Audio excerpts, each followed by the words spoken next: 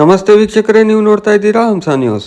ಶ್ರೀ ಮಧ್ವಾಚಾರ್ಯರು ಸ್ಥಾಪಿಸಿದ 8 ಮಠಗಳಲ್ಲಿ ಶ್ರೀ ಕಾಣಿಯೂರು ಮಠವೂ ಕೂಡ ಒಂದಾಗಿದೆ. ಇಲ್ಲಿಯವರೆಗೆ 29 ಮಠಾಧೀಶರು ಕಾಣಿಯೂರು ಮಠವನ್ನು ಸಮರ್ಥವಾಗಿ ಮುನ್ನಡೆಸಿ ಮಠದ ಕೀರ್ತಿಯನ್ನು ಹೆಚ್ಚಿಸಿದ್ದಾರೆ.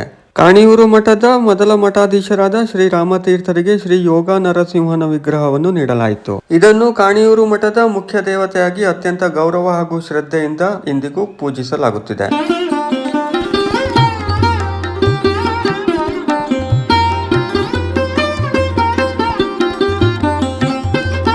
ನೀವು ಉಡುಪಿಗೆ ಹೋಗ್ತೀರಿ ಅಂತಾದರೆ ಇದನ್ನು ಕೂಡ ನೋಡಿ ಬನ್ನಿ. ಮತ್ತಷ್ಟು ಚಂದದ ವಿಡಿಯೋಗಳಿಗೆ ನಮ್ಮ ಪೇಜನ್ನು ಫಾಲೋ ಮಾಡಿ.